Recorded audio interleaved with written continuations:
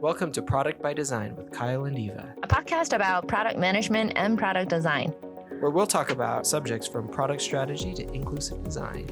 Every episode, we just have a good conversation about all the things that you may already know or not know, and occasionally we'll have a guest from maybe engineering or other product managers and designers to talk about all these topics.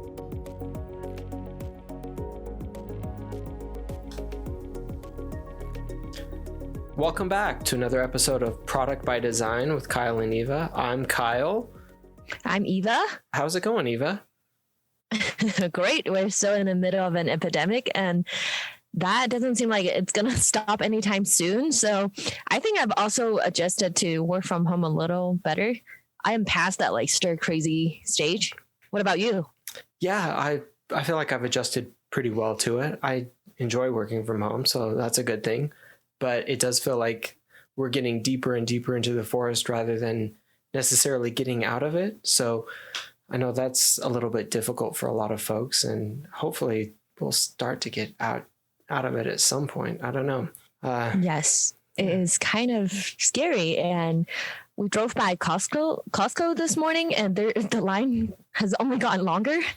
We have not been to Costco for like a month because you just can't get in. And so we went to Trader Joe's, and there is a line now.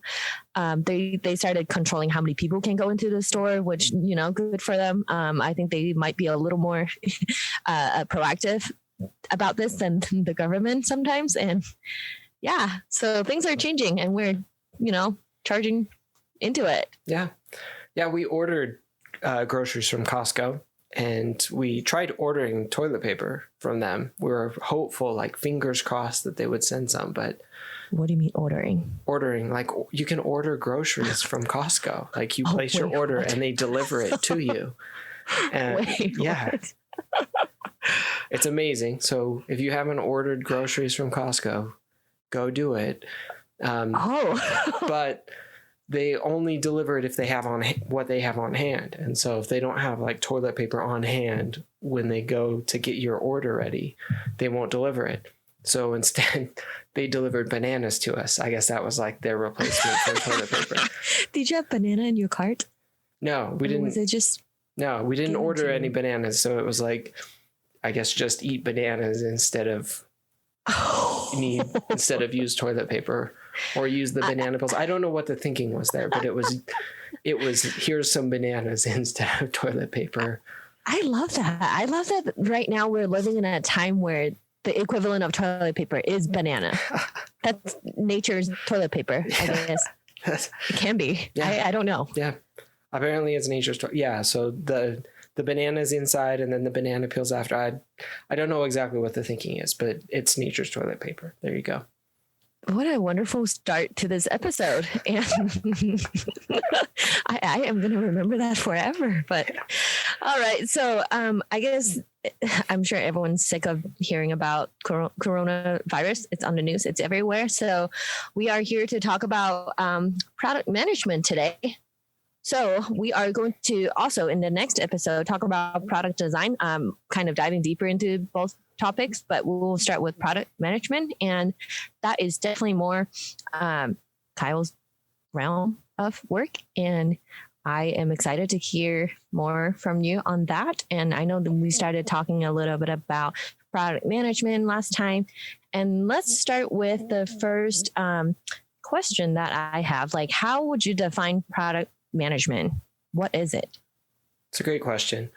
I think the short answer for me is helping product teams deliver value by creating and building the right products. So we can kind of unpack that a little bit. I mean, ultimately, product management is about finding the right things for the business, the right things for users, and the right technical products to build. So ultimately, I mean, that's kind of a Venn diagram that has been popularized quite a bit by Martin Erickson, I believe, where, I mean, ultimately it's about finding the business viability. What are the things that are going to work for the business? And then what are the the things that our users are going to want or need? What are the problems that we're going to solve for them? And then how are we actually going to do those things from a technical standpoint? And really pulling all of that together in a way that makes sense for really everybody involved. So kind of being in the middle of this complexity that really is product development, and then helping to ensure that we're, as a product development team or a product organization or a company, focusing on the right things in the right way. And that's really at the heart of product management, is making sure that we're doing the right things in the right way. And that's kind of the core of it for me. I feel like I can ask like 5 questions to each of the responsibilities that you just mentioned, because that's a lot. And I mean, I work closely with all the product managers, and I see that everyone does have to carry that, many responsibilities. It's very impressive, first of all. And I guess I want to ask you a follow-up question. You kind of mentioned like the viability and kind of you're responsible for the product, and when someone from, the stakeholder group comes and asks you about the product, you are the person who, have to answer as a product manager, right? So what does that look like usually? Great question. There's been a lot of debate, I think, over this idea of, is a product manager the CEO of the product?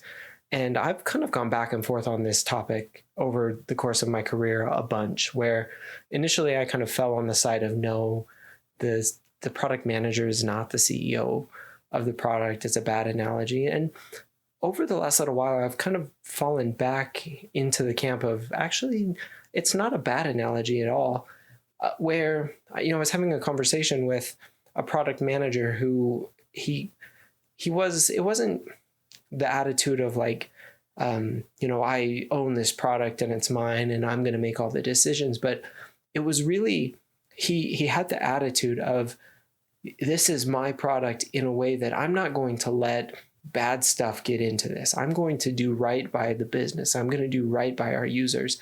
And I'm not going to let, bad ideas get in here, or bad code, or just bad things, because this is mine. I own it. And at the end of the day, like, I'm on the hook for this. Like, it's my neck that's on the line. And, I'm just not going to let bad things happen to this because of that sense of ownership. And that's interesting. Yeah. And that's kind of where I started to come back around to that idea of, that it really is a good analogy, because that's the kind of ownership that a product manager really should feel with their products, in that, they own that product or products in a way that, their neck really is on the line for it. And they need to know it inside and out in a way that people can approach them and get the answers that they need, or get direction, or get the help for questions as they come to it. So whether that's stakeholders or users or developers or anybody who kind of needs to understand what's going on at any given time, a product manager kind of sits as, from like a technical sense, if we're kind of to compare them to like an API, they're kind of sitting in the middle of it and are the ones that can go and fetch all of that information and then bring it back in a way that they can deliver it to folks. So not necessarily being the one who has everything, but being the one who can go and find out and get that information, and being kind of at the center of this complexity again, and really owning it in a way that they feel that ownership and feel the need to deliver that value, and to make sure that it's going to be successful for everybody involved. I really like all the perspectives that you have mentioned, kind of like the gatekeeper of, kind of guarding the product against all the bad decisions and anything that is bad that can happen to it, kind of a protector. Would you say that's accurate? Yeah, I think a protector of it's a great one. A defender of it, a CEO of it. I think there's a bunch of great analogies that you can kind of use. That no analogy is perfect, and so that's where you can kind of start to nitpick some of them, and they start to break down at certain points, like where again none of them are perfect, and so we can't dive too deep and say like, yeah, well they're not.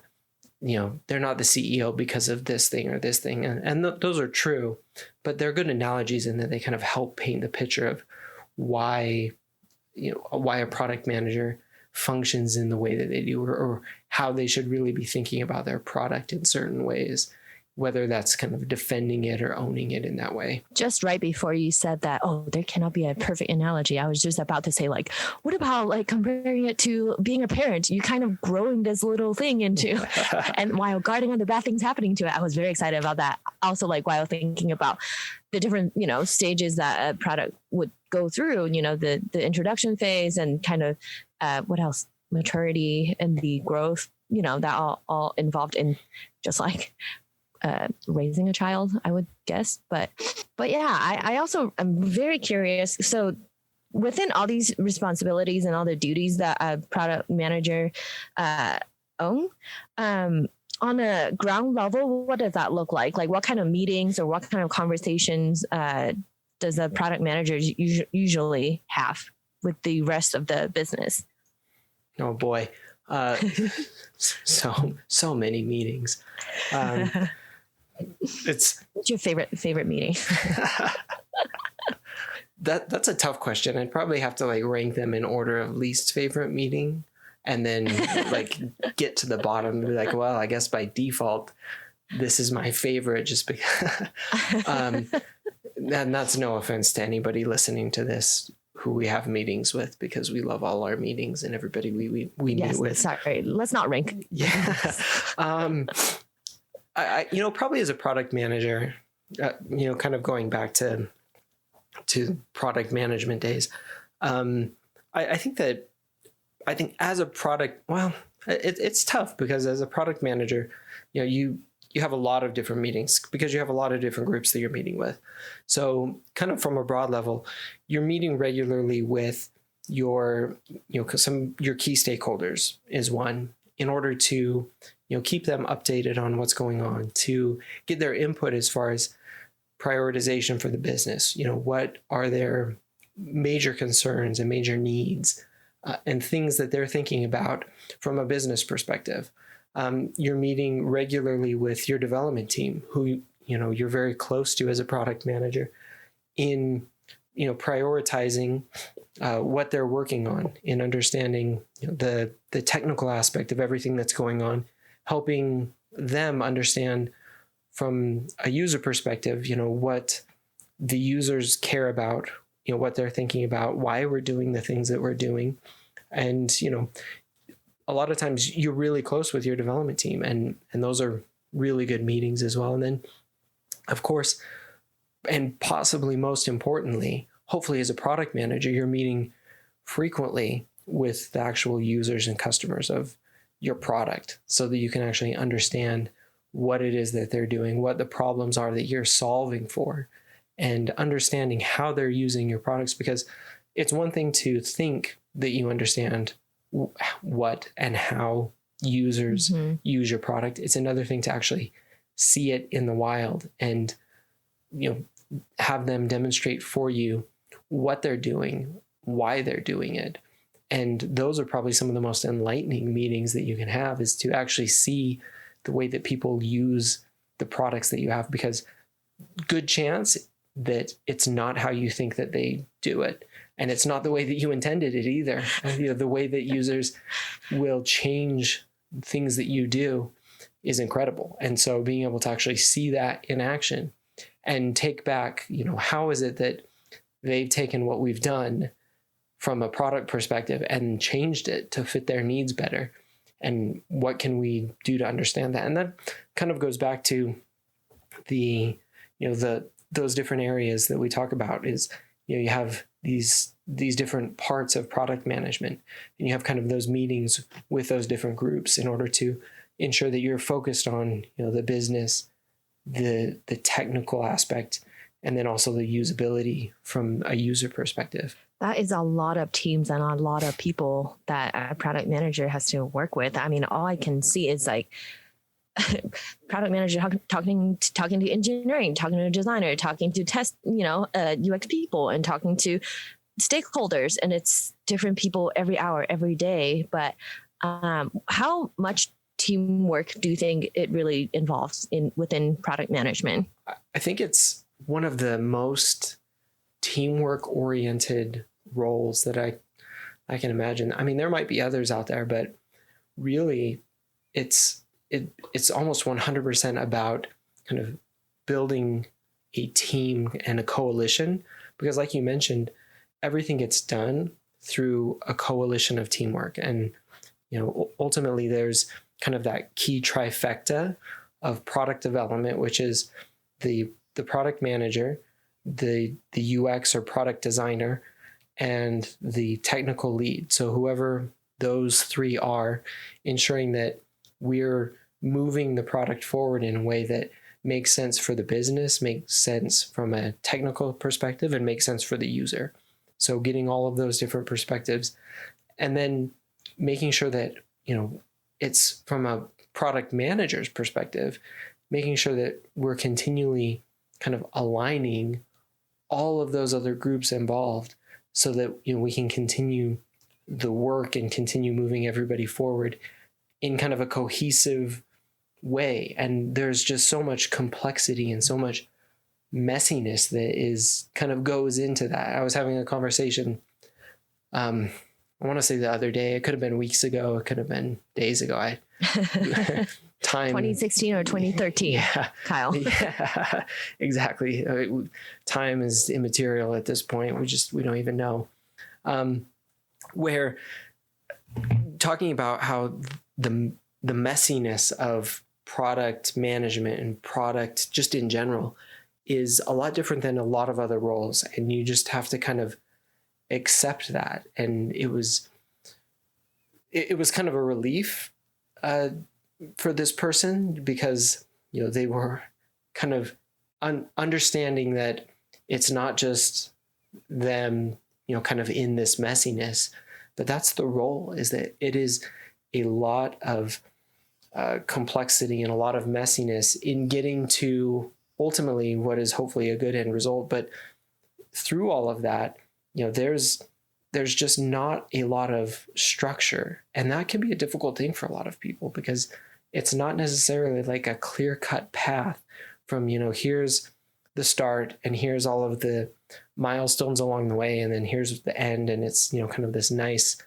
easy path clear path all along the way.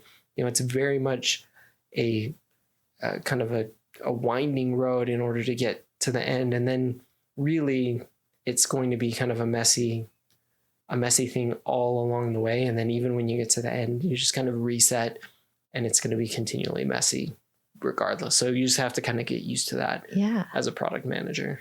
As you're telling that story, that journey, it makes me think of Lord of the Rings, where Frodo is tasked to do this thing, but it takes a lot more than just him on this journey. And I just want to make this comparison that, it really feels like you have to defeat a lot of different monsters, and you have to have a lot of different teammates, and all product managers, in a way, they're all Frodos, I guess.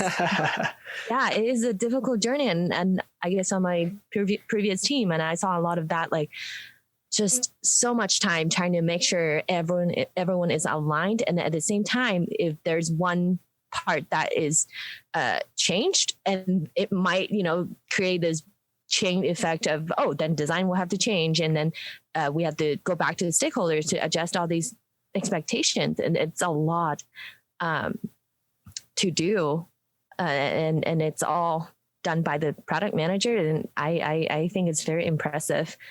So we have kind of gone through a lot of what is product management. And my next question would be, what is not product management?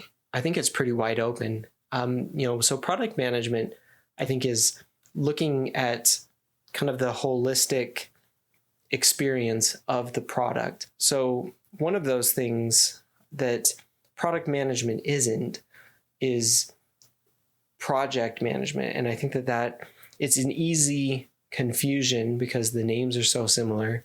And I think more often, probably too often, is product managers kind of get caught in a lot of project management. But ultimately, good product management should be kind of separated from project management, where product management is more focused on, the life cycle of the product, the strategic vision of what we're doing, and kind of the holistic experience, where project management is much more finite in here are kind of the distinct chunks of work that we're doing, and focused on kind of delivering on the specific timelines of those things. And those are very different roles. They have some overlap and some similar skill sets, but ultimately very different things. And we can kind of get them confused a lot of times.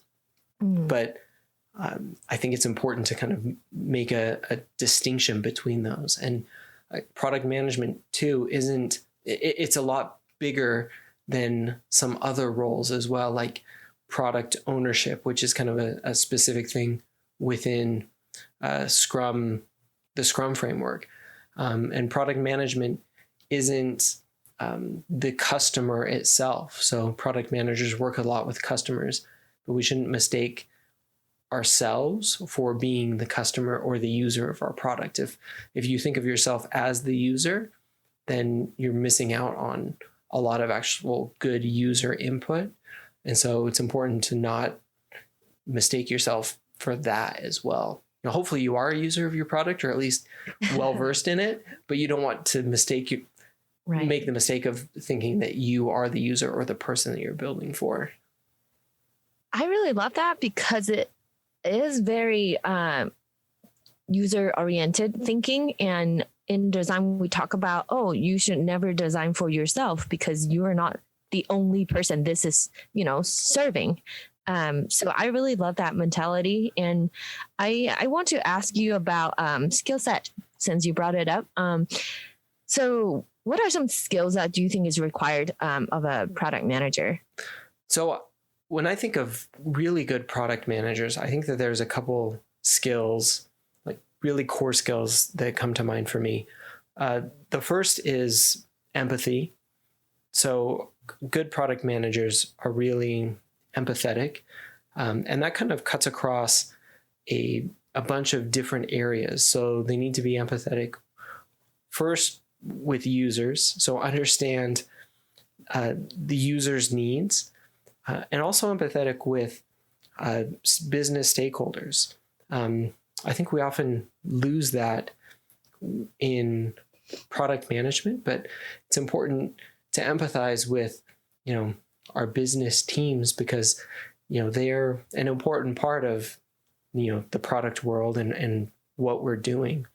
The second thing is, product managers really need to be good communicators, and that needs to be written communication, verbal communication, because a huge part of what they're doing, what we're doing, is communicating. So that's communicating to executives, communicating to leaders, communicating to development teams, to users. Pretty much the role of a product manager is communicating all of the time. And so being able to communicate big ideas, small ideas, in an effective way is such an important part of a product manager's job. I'd say another one is leadership. So being able to lead primarily without authority, because, product managers for the most part don't have any formal authority in what they're doing. Most product managers don't have anybody reporting to them. And so anything that you're doing as a product manager, you have to influence other people into kind of coming along with your ideas. So you have to be able to empathize and communicate them, and also influence without authority, lead people in the right direction and help them understand the right way to go, and really get them on board with those ideas, and lead, development teams, lead stakeholders, just lead large groups and small groups in the right direction. And so, if I was to kind of break down some of the core characteristics and skill sets, I would say that those for me would probably be like the top three that I would look for, like top three skills for a product manager. I really love the last part that you said about creating this team where it's not like, oh, you're working for me to build this product, but we're all building this product together without the product manager being the, oh, you're managing me to do this thing. But it's more of, we are all for this mission. We're building something together that we believe in. And I think that's very beautiful. And that I think also motivates everyone to give your best instead of thinking, oh, this is just what my boss wants or, what my manager wants. But it's really a mission that we all sign up to do while working on the same product. I think that's beautiful.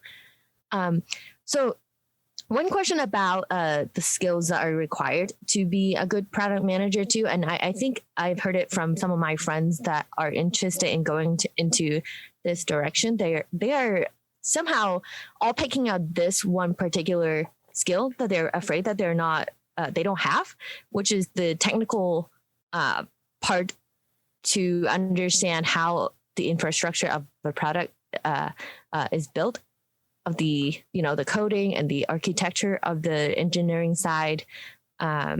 So what's your perspective on a product manager needing to understand engineering, or how much of that does a product manager need to understand?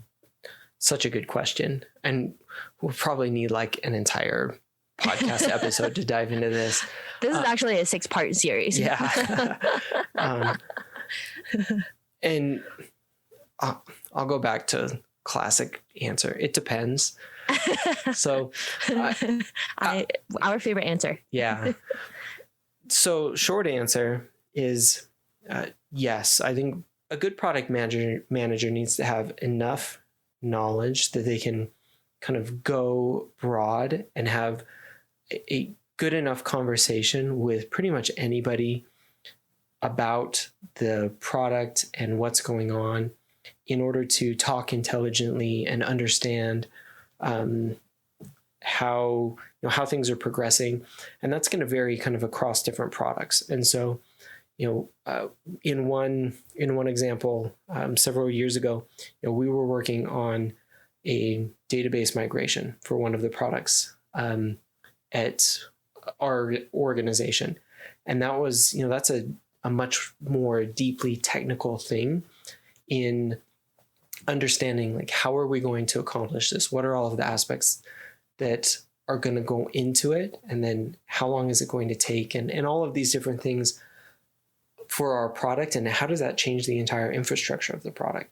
And so being able to understand all of that and talk to it, and that was pretty much everything that was going on. And so being able to dive deeper into that was an important part of the role as a product manager.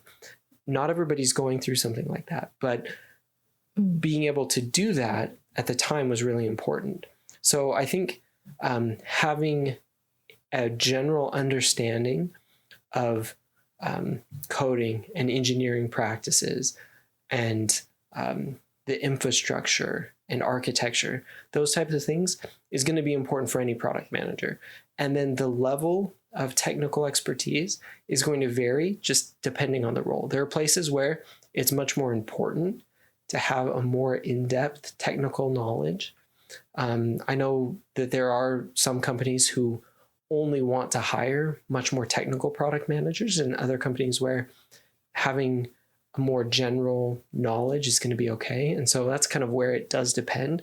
I think there's like a baseline level that most product managers need to have in order to, that's just kind of table stakes in order to Right. to get in. But then, just depending on the product that you're working on and the company and just a bunch of different factors, that's where the level of knowledge is going to kind of vary for different Right. product managers. So it sounds like you support the idea that they don't need to know everything, but if it does come with, in the package, then it helps you to do your job better. And baseline is that conceptual level, you should be able to understand kind of the basic infrastructure of the application that you're building. Yeah. Is that correct? Yep. Perfect. And I also think it's interesting that is the one part of, besides design, testing, reporting, data, all these different, components to a product. And that seems to be the one that more people are scared of, just because it's the barrier. I think it's a lot higher than, let's say, if you have to find a design-minded product manager, it's probably easier to find someone who's engineering minded, right? And I guess I've never heard of that before, which I don't know. Is that a thing? I guess you mentioned technical product manager. Yeah. So, there are places that will only hire more technical product managers. So they look for more engineers who come from more of an engineering background who want to jump into product management. At least I know that's kind of been the case in the past.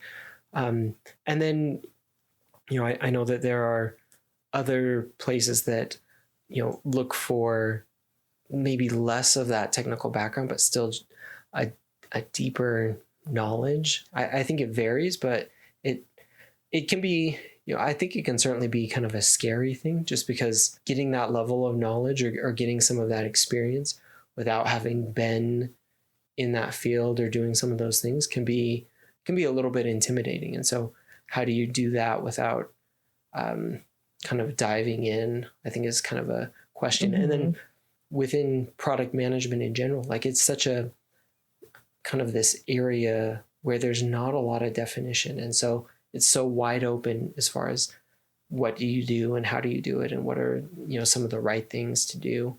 And so it's definitely an interesting topic. Again, we should definitely dive into this one a little bit deeper. Yeah. And I think, again, that's why every time you say it depends, I really do support that, is because there is not like a step-by-step guidebook and be like, don't do this, but do this. And I think it's very interesting. Also working with different product managers, I see different style of, managing a product and also different skills that come into the team. I think there is definitely a spectrum of how to do it, right? Like you said. Yeah. It's definitely, and it depends a lot on the product manager as well. So what is their background? What level of experience do they have? What style do they have as far as product management goes? And what does the team kind of expect? If there's a stronger team as far as their level of expertise is with product management and design and that sort of thing, then, they may be a little bit less dependent on a product manager for, specific level of technical expertise. Whereas, right. A different team might have more needs as far as that goes. And so team maturity might play a lot into it as well. All right. So we have talked about a lot of the requirements of what makes you a good product manager and what kind of skills we're looking for in a product manager.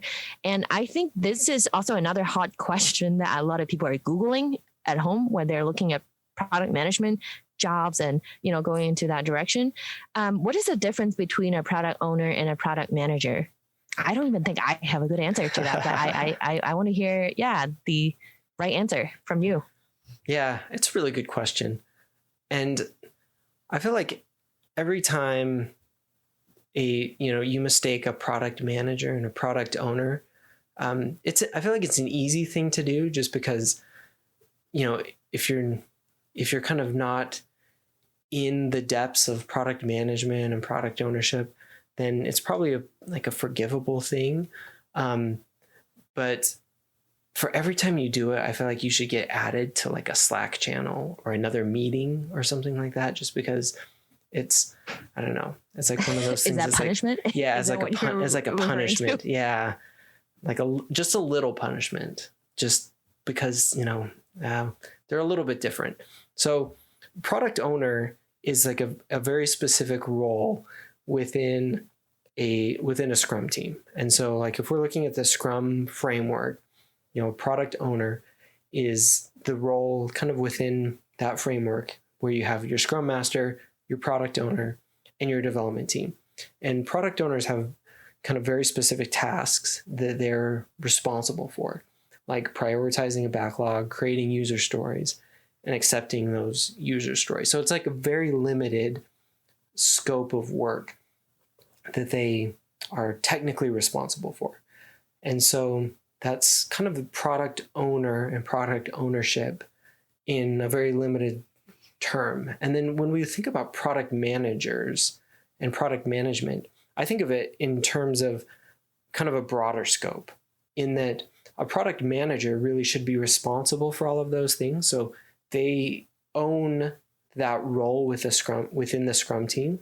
So they have all of those responsibilities, but they also have a lot more responsibility as well. Mm-hmm. So it's kind of the broader job that they have as far as, working on creating the strategic vision for that product, working with the stakeholders, working on the roadmap for the product, and working with customers, doing all of these other things that kind of make the product a holistic experience and not just kind of the role within the Scrum team. So if you took Scrum out of the equation and it just went away and you weren't doing it anymore, a product manager would still be there doing all of those things, but that product owner role could potentially be gone, and that would be okay. So that's kind of the way I think about it, is if you had like this little circle, which is the product owner, and then a bigger circle encompassing it, that's the product manager. And it has all of those things that a product owner does, plus a lot more, because they have just broader responsibility. And that really is the job or career of a person. It just has a lot more to it than product ownership in kind of which is kind of a more limited way of thinking about it. I see. So, but from what you have said, it sounds like those two positions can coexist, right? But with product manager having a little more responsibility and seeing a bigger picture outside of what a product owner might see. Is that accurate? Yeah, they can definitely coexist, especially within kind of a hybrid world, which is something that is kind of exists where we are right now, where we're kind of borrowing from other places to have help. Where I think it gets a little bit more dicey, and where I've seen it be less successful, is where you have a very specific split between product managers and product owners in kind of a scaled agile framework. So for companies that use scaled agile or SAFe, they have specific roles for product managers who are tasked with only the strategic roadmap and customer facing part of it, and none of the team facing part. They kind of do all of that. Interesting. Strategic facing, customer facing stuff, and then hand it all over to a product owner who then does all of the team facing stuff.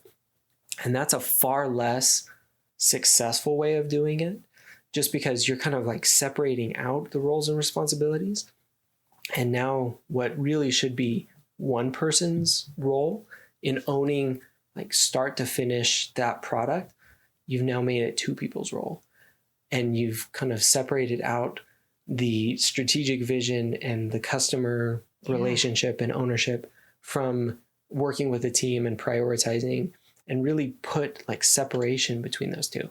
And I think that's where you get a lot more difficulty in successfully executing on, what should be done, which isn't what we do, thankfully. And by design, we won't do that. But places that do that, it's just, I see it as being far less successful, and am very much opposed to that kind of setup. So they can exist and do exist separately. I think that you want them to be much more encompassing, where a product manager really has kind of that end-to-end ownership. And then the product owner role can exist, but you wouldn't want to separate it out like they do in scaled agile, in my opinion. Yeah, I mean, from my experience working with different product managers, I cannot imagine having somebody who's in charge of one part of the process, and then like at what point do you decide, okay, I need to have this conversation about this one upcoming change with both of them, one of them, or three of them, I don't know how many. Yeah.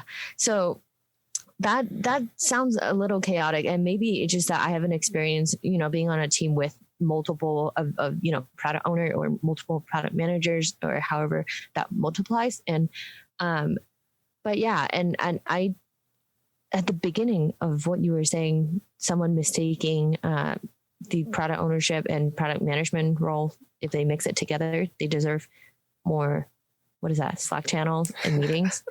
I really thought you were going to say like, oh, a product fairy loses their wings or something like that, because it sounded like you were just right there. But no, I was going to save that for product manager and project manager. That's where like a fairy loses its wings, or a unicorn loses its horn, or something like that.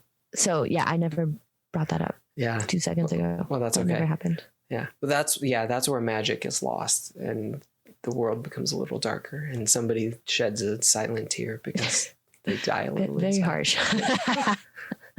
Well, I mean, maybe I'll borrow that for next time, because UX designer, product designer, so many fairies. There you go. They're all dropping like flies. That's a very American thing to say too. I'm still learning that, but so I have one other very important question for you. And I think, again, this is where a direction that a lot of potential product managers can come through is from project management. From your perspective, what is the difference between project management and product management? Yeah, so this is where a product fairy would lose its wings, or a unicorn would lose its horn and become a normal horse. Whenever you mistake a product manager for a project manager, like we cry like a little silent tear, and that's no offense. Who's the one crying? The product manager. The product manager. Yeah, we get just a little hurt inside. That's certainly no offense to project managers. So there's two reasons that I think it kind of hurts for a product manager. First is that it means we as product folks haven't really explained our roles really well, and that people don't understand the difference. So that makes us feel like we haven't done a very good job communicating. Second is that we haven't helped people understand the difference between a product and a project. And that's probably where it hurts even worse, is because it's not so much personal to us as product people, but it's more personal in kind of the ownership of the product itself. So going back to that ownership that product managers and product people feel for the product, is that we haven't done a good job helping people understand the importance of the product itself. And so when they think of product managers and don't understand the difference between a product and a project, that really, it kind of hurts inside a little bit, because a product really is something that should be long-lived and have value over a long time frame, whereas a project is different just by its nature. It's something that is, has a beginning and an end, is finite. And so the fact that folks just don't have that understanding between the difference between a product and a project is just something that product managers, I think, can take personally. And that's where a little bit of that magic is lost, and that feeling of a little bit of pain inside can come into play. And then the difference between the roles is really a difference in focus between what product managers and project managers are doing. And, that's an important designation between the two things. Product managers really are focused on, the strategic value of their products. What is the holistic experience? What is it that we're doing across the entire product for the entire product lifecycle? Project managers, much more focused on what is the near term, what is the execution? How are we delivering a certain thing, a certain feature, a certain feature set?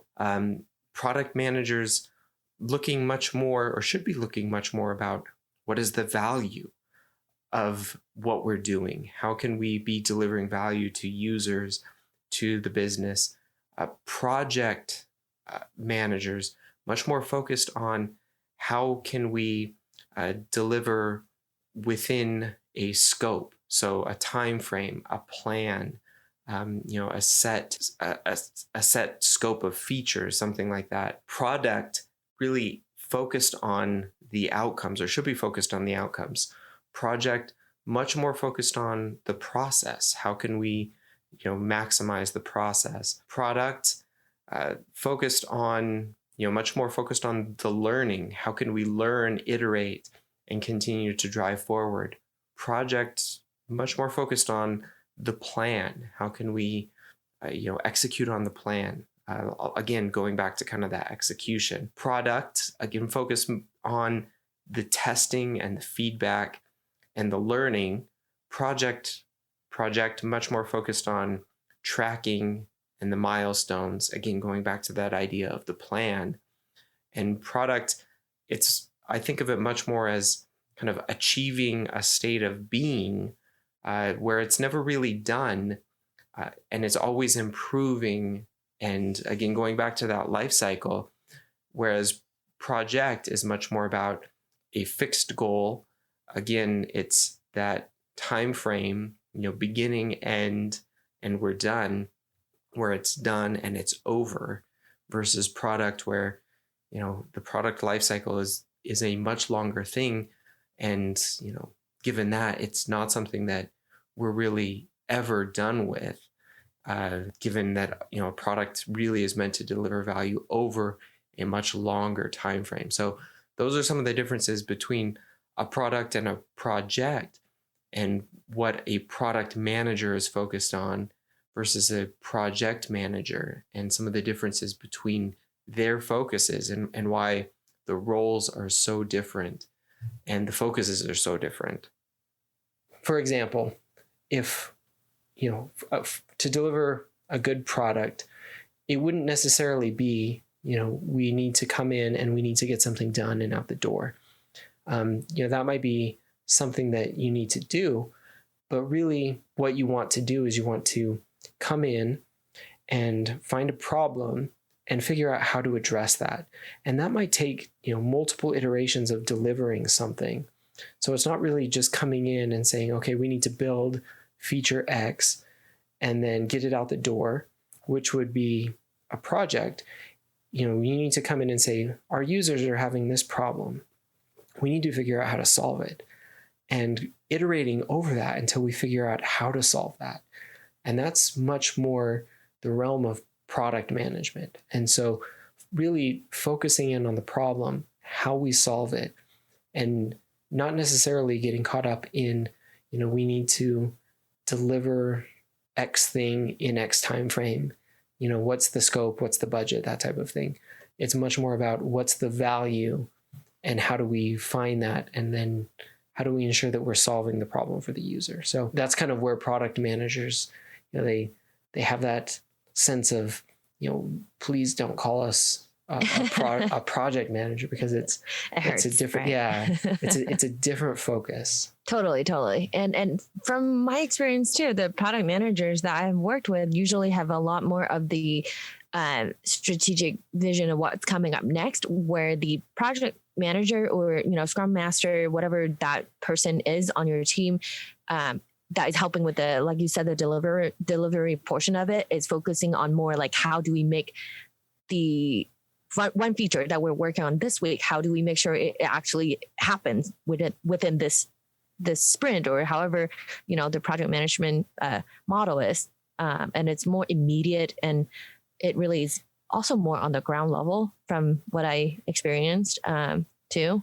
But I definitely think that, like, it's not saying project management is not important in the product development, but they do have different responsibilities, and they're both very, very much needed. I remember for a while on my previous product team, we didn't have anyone who was doing the project management side of things. And it was so hard because then it fell on the product manager to also take care of that part. And I could see that it was just chaotic because there was just so much of the future and also the present that needed to be taken care of. And it was tough. Yeah, sorry.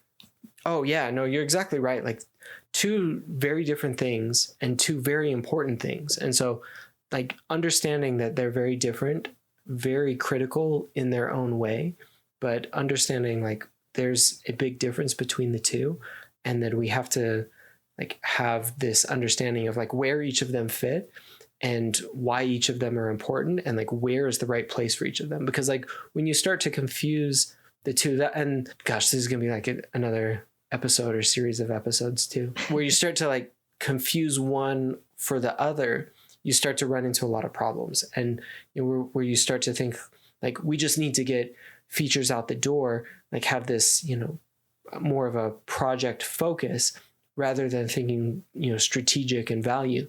You start just creating things without focusing on why or what's the value. And you lose a lot of the value of the product.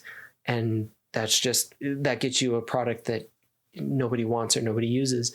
But then to your point, like having a good project manager to make sure that you're actually getting things done and delivered and focusing on the here and the now and the execution is also a critical thing. And a lot of teams without that will end up spinning or not actually being able to execute. And so having both of those things is often very critical for a good team to function. And so they're very, very different roles in a lot of circumstances, and often very, very important in their own right. I have an idea. Yeah. Instead of calling them project manager, I think that's also where it's easily confused as product manager, right?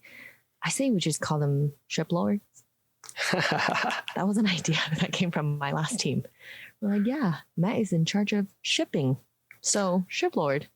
There you go. Like kind of a pirate flavor in there. Nice. But yeah, I think you summarized that very perfectly of why they're different. And again, they're both important. We love them both. Yeah. I mean, I do.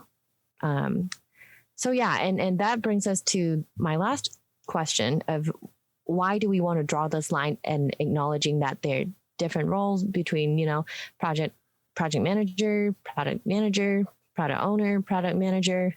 What is your thoughts and feelings towards that? I think drawing the line really helps us understand and articulate where the value is and where the focus is.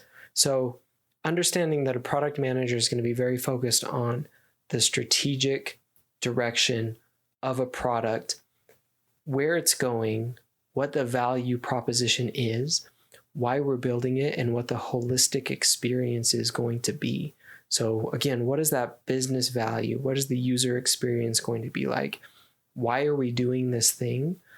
So that we don't lose sight of those things in the process of building it and in the process of going through the iterations. Because if we do that, there's a lot of different terms out there like feature factory or build trap or those are some that come to mind, where we just get in the process of building things without ever measuring what we're doing or going back to say, did we actually build the thing that we needed? Did it solve the user problem? Did it deliver value to the business?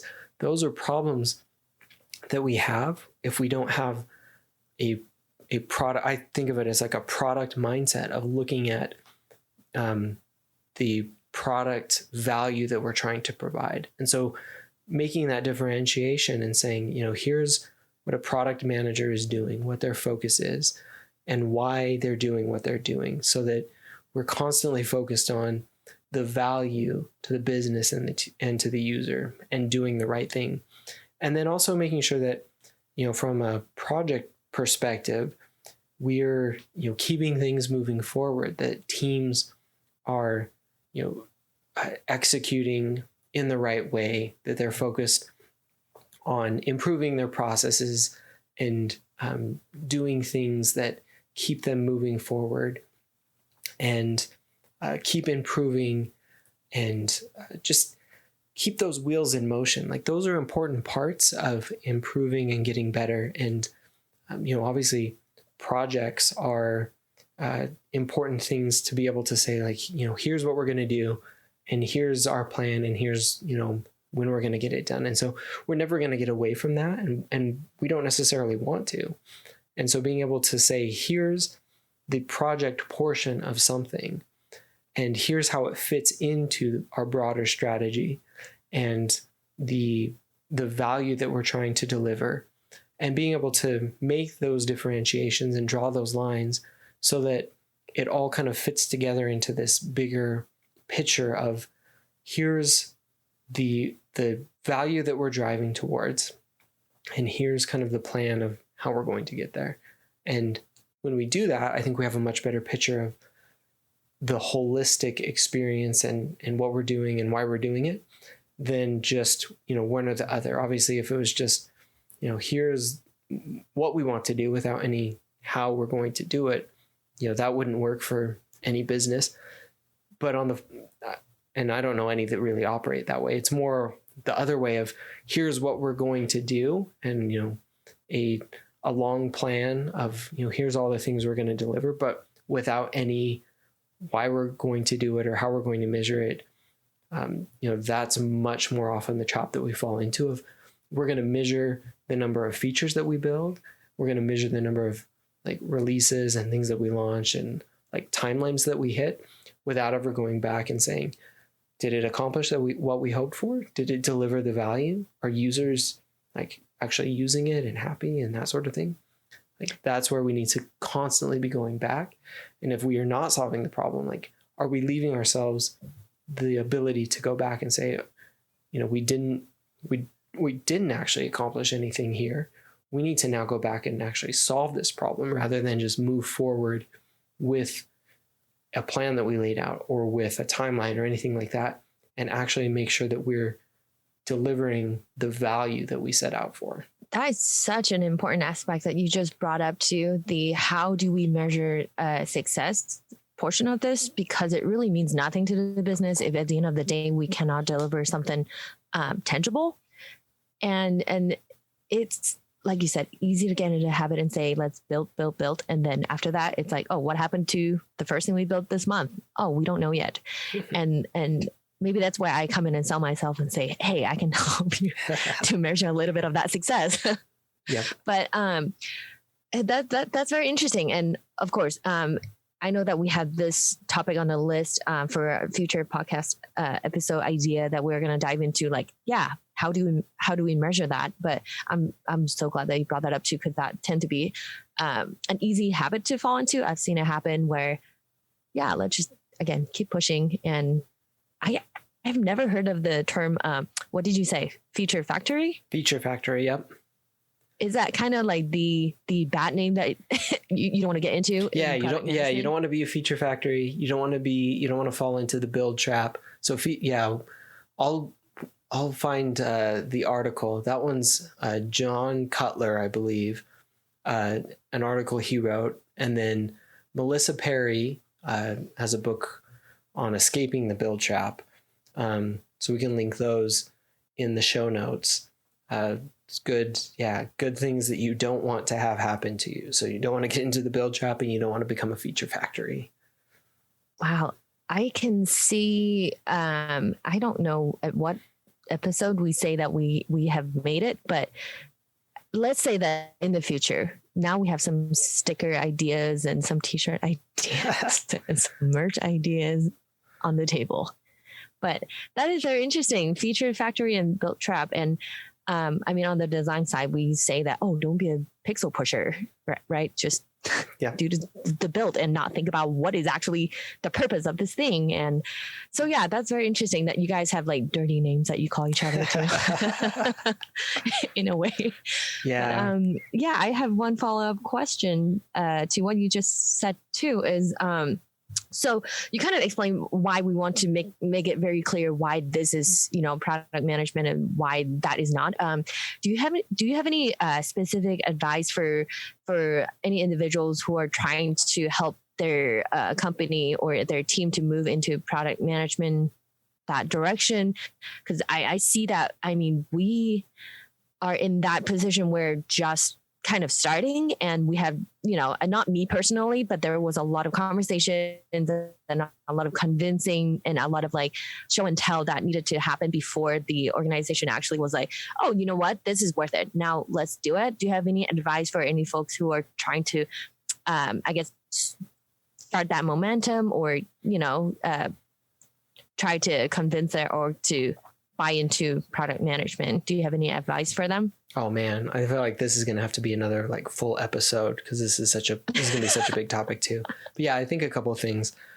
One is show the value of what's being done so far. Nothing really helps convince people like showing the value of what you're working on and why it's important, and the way that you have been providing value up to a certain point. And I think that that's like one of the most convincing things that you can do, is show that, here's what we, where we would have been had we continued in a certain way. And here's what we are doing now with, some of the product principles.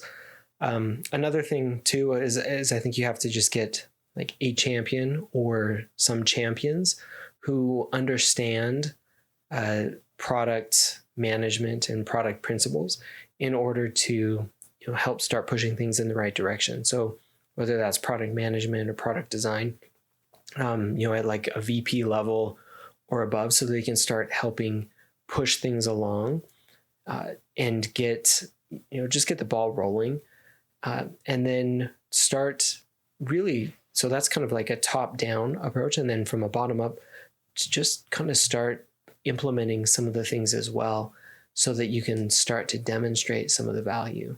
So start making the case, get people on board from a top-down level, and then start implementing some of the things from like a bottom-up level, so that as your organization progresses, you have some things to start to show, and you can really just start making some of the changes from a grassroots level. I guess that would be some of the initial three.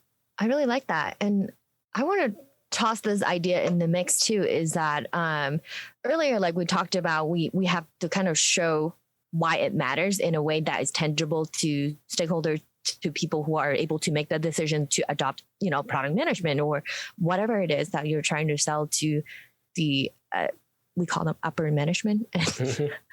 But so it definitely matters of what the business is investing in, right? Because at the end of the day, if the dollar that they put into product management or whatever it is that you want to substitute product management to be, like anything that costs money, like it should bring back a certain dollar amount for the organization to justify that it makes sense, right? And I keep bringing it back to design, but this is something I'm going to definitely talk about in the next episode, is that people think design is very much, it's about feeling good, helping the user to feel good. But then it doesn't stop there, right? To the organization, it does bring revenue back in many ways, and I'll just leave it at that for now. But so yeah, there's a lot of talking points for someone to bring to the rest of the organization or leadership to have that conversation, right? And Kyle, you brought up a lot of good materials and good reasons for them to do that, and I'm excited to hear if anyone who is in the middle of that or trying to have that conversation, because I would imagine it's not easy to be that person who starts that movement, right? Because it is a giant belief that how do you tell people about all these things if they have never heard about it, especially with companies that have been around for maybe 10, 15 years. They have always been doing things the way they do, how do you convince that, and convey that idea, right? Yep, definitely. Yeah, no, I agree. Yeah, we should definitely dive into that one a little bit more. I think that's a great one. Do you want to do it today or in our next? I don't know. Let's do it in the next series. One. Yeah. Yeah. Yeah, I think I'm running out of oxygen in my little closet. I'm feeling it. But all right. With that said, I think that is all that we have for today on product management. And we would love to hear what you guys think. And we'll link any channels and places where you can find us. And Kyle, do you have anything you want to add? No, I think that's good. I'll just give our shout out, unless you had a shout out for any features today. Oh, I have a complaint, but a complaint. Okay. Should I go first or should you go first? Is yours good? Good feature? Yeah, it was good. But if you got a complaint, we'll go with a complaint today. I don't know. Is it bad to talk about a complaint? I mean, I don't know how many listeners we have, because it's not like I'm on national TV complaining about someone. It's very quick. It's just my experience of buying this Yeti microphone from Best Buy was really fun, and getting an email saying like, "Oh, you think it was in stock? Like we told you on the website," and then an hour later they're like, "Oh, just kidding, it's not in stock." I was like, "Oh no, where do I find one?" And it was just really interesting, because I was thinking like, how do they manage that API or database, or how do they keep track of that inventory when you can see on the website, oh, there's one, and then they tell me, oh, there's none. After I give them the money, the illusion of giving them the money, I guess, because they didn't charge my card yet, but the experience feels very like, very much like, oh, I gave you money and now you're telling me you don't have it, but you told me you did an hour ago. And the most interesting part is that after I got that email, then I went on their website again, and it did update and say, oh, it is out of stock. So I do see that there is some sort of kickback, some sort of, machine telling the other machine, hey, we actually don't have any. Don't disappoint other people. So that was very interesting. And I guess, okay, not so much a complaint. And let's just say I had a less than happy experience, but good for them to make sure that it, gets updated after. All right. So yeah. There you go. Fix your stuff, Best Buy. That's right. Don't disappoint me again. Yeah. Do not disappoint us. Or you'll hear about it on our next post. Yeah. Oh, I'll save it for the next one. Why? It's good, right? Yeah. Don't we have to balance it out after I complain about something and I don't know. Okay. Well, it was just, I was just going to give a shout out to Triscuits, where now we must hear what this is about. Well, there was a fun Twitter thread where they apparently found out where Triscuits got their name. And I loved Triscuits as a kid, but they did some diving, and I don't know who invented Triscuits, but I was just we'll give a shout out last episode to the inventor of copy paste. So I was going to give a shout out to Triscuits today. Yeah, because I saw that apparently. I did not. Yeah, apparently it was they invented them in like 1903, and they were like the first cracker that they were made with electricity. So what? Electricity biscuit, Triscuit, combine the name. That's where it came from. Somebody did some internet sleuthing on old ads, put that together, because apparently Nabisco didn't even know. Like they sent an email to Nabisco and were like, how did this get its name? And they're like, we don't know. And so they had to go find out. So there you go. Credit to internet sleuth, and credit to Triscuit. So shout out to Triscuits today. Wow. I now regret that I didn't click into that thread. Yeah, great thread. That's crazy. Electricity biscuits, which is even better than Triscuit. So I think there's like a petition to change the name back to or change it to electricity biscuit because that's way cooler. Oh, so it wasn't Triscuit. It just No, got kind of. I think it was, yeah, it was always Triscuit, but it came from like, it was a biscuit made with electricity. So electricity biscuit, Triscuit. It's great. See how naming your product is so important, and that somehow is the hardest part to do, naming anything. But this is such a fascinating story. Yeah. I like how we started the episode with me not knowing that you can, well, I kind of knew that you can order stuff off Costco, but then I didn't think about like, oh, groceries. And then at the end of this episode, I learned something new. Yeah. About Triscuit. There it is. Crazy. This is the most educational podcast there is out there. We'll go up against any other podcast that there is.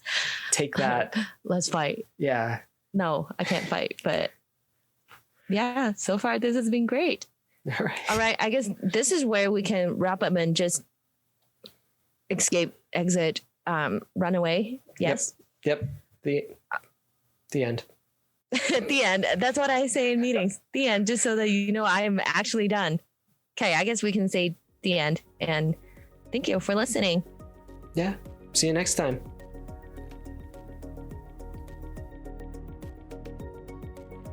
Thanks for listening. If you enjoyed this episode, be sure to subscribe on your favorite podcast app.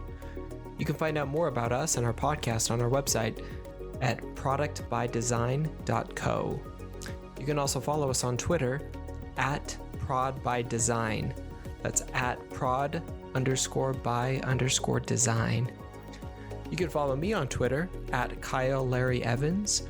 And you can also find Eva on Twitter at Yan Chow Chow. See you next time.